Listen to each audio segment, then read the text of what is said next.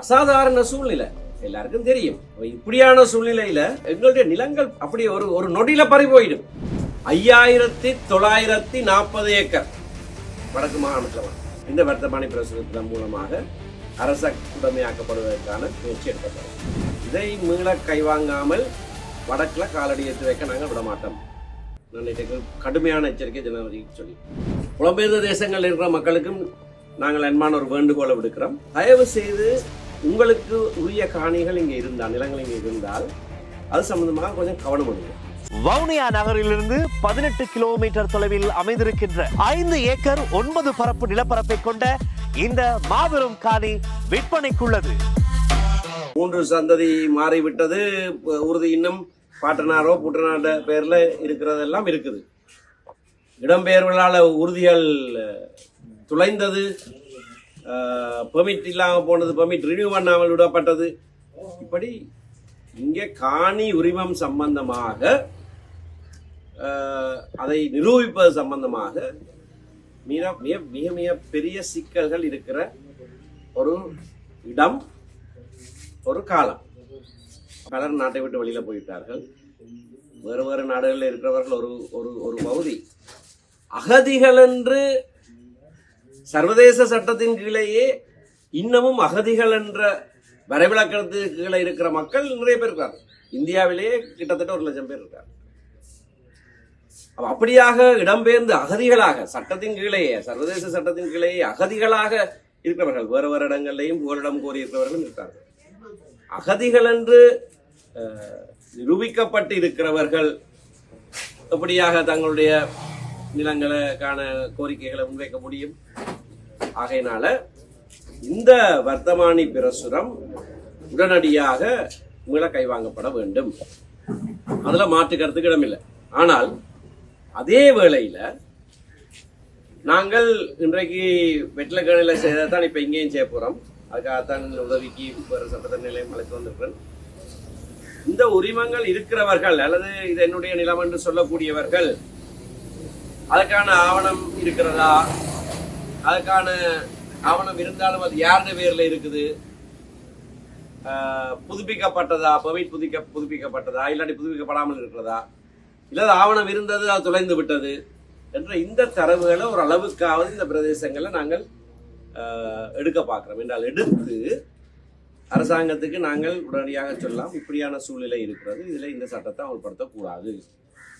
ஏனென்றால் இது ஒரு அசாதாரண சூழ்நிலை எல்லாருக்கும் தெரியும். இப்படியான சூழ்நிலையில எங்களுடைய நிலங்கள் அப்படி ஒரு ஒரு நொடியில பறி போயிடும்.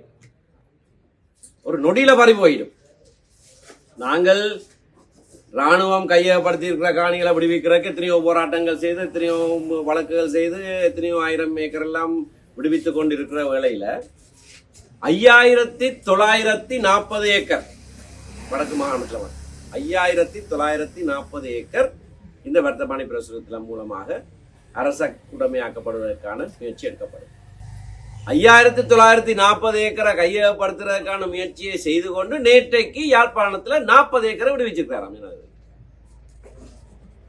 40 ஏக்கரை விடுவிச்சிருக்காராம். ஜனாதிபதிக்கு ஒரு எச்சரிக்கையும் எடுத்திருக்கிறோம்.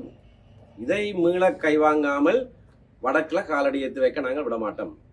நான் நேற்று கடுமையான எச்சரிக்கை ஜனாதிபதிக்கு சொல்லி எங்களை மக்கள் ஏமாளிகள் நினைச்சு கொண்டிருக்க வேணாம்.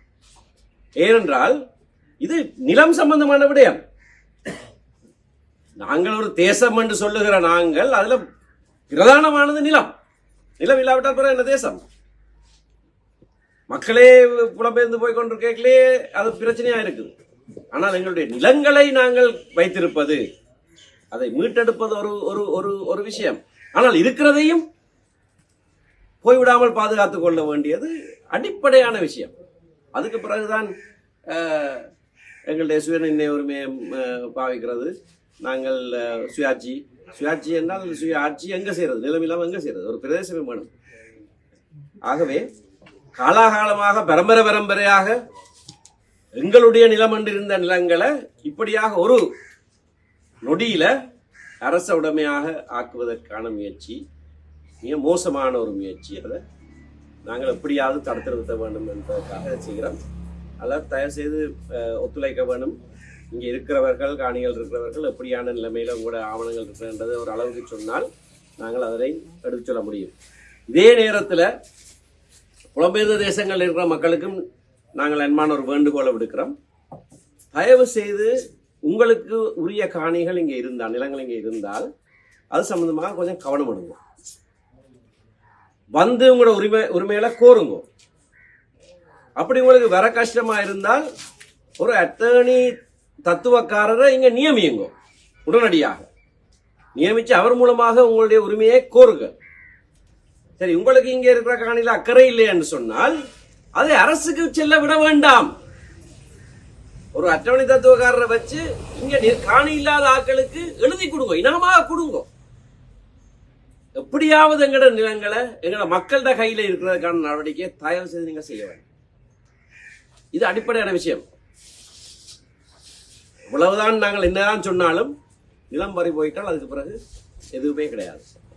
ஆனபடினால புலம்பெயர்ந்த உறவுகளுக்கும் ஒரு அன்பான வேண்டுகோள், உடனடியாக இது சம்பந்தமாக உங்களுக்கு இங்கே நிலங்கள் இருக்கிறவர்கள் காணிகள் இருக்கிறவர்கள் இது சம்பந்தமாக நடவடிக்கை எடுக்க வேண்டும். நான் சொன்னது போல அவர்கள் செயற்பட வேண்டும். இந்தியாவில் அகதிகள் அத்தாட்சிப்படுத்தப்பட்டவர்களாக, அகதிகள் என்று முத்திரை குத்தப்பட்டவர்களாக, ஐக்கிய நாடுகள் அகதிகளுக்கான உயர்ஸ்தானிகர் பாதுகாப்பில் இருக்கிறவர்கள். ஆகவே அந்த விடயத்தை வைத்தும் நாங்கள் அரசாங்கத்துக்கு அழுத்தத்தை செலுத்துவோம். இதில் நீங்கள் ஒத்துழைத்து இந்த தகவல்களை எங்களுக்கு ஒரு சின்ன ஃபார்ம் வச்சு நாங்கள் நிரப்புறோம். இயலுமான வரைக்கும் இந்த தகவல்கள் எடுக்கிறோம். ஆனால் இதை நாங்கள் எடுக்கிறதன் காரணம், இதில் எடுத்து நாங்கள் உரிமங்களை கோரக்கூடிய ஆக்கள் அந்த கோரிக்கைகளை முன்வைக்கலாம். ஆனால் அரசாங்கத்துக்கு இன்றைக்கு ஒரு காலக்கெடுவும் கொடுத்திருக்கோம். இது மார்ச் 28 வந்த வர்த்தமானி அறிவித்தல். மே மாதம் 28 முன்னதாக இது மீள கைவாங்கப்பட வேண்டும். ஏன்னால் ஜூன் 28 தான் வர்த்தமானியில் கொடுக்கப்பட்டிருக்க காலக்கெடு. அதுக்கு ஒரு மாசத்துக்கு முதல் மே 29 முதல் இந்த வர்த்தமானி மீள கைவாங்கப்பட வேண்டும். இல்லை என்று சொன்னால் மே மாதம் 29 இருந்து ஒரு பாரிய சட்ட மறுப்பு சாத்வீக போராட்டத்தை நாங்கள் நடத்துவோம். அரச இயந்திரம் எங்களுடைய மாவட்டங்களில் இயங்க முடியாமல் பண்ணுவோம். என்றால் இது மிக மிக மோசமான ஒரு விடயம். அதுக்கு இப்போவே அரசாங்கத்துக்கு முன்கூட்டியே அறிவித்தல் கொடுக்கிறோம். மே 29 ஒரு பாரிய சட்ட மறுப்பு போராட்டம் சாத்வீக ரீதியில் நாங்கள் முன்னெடுப்போம். அதற்கு முன்னதாக மே 28 முன்னதாக இந்த வர்த்தமானி பிரசுரம் மீள கைவாங்கப்பட வேண்டும்.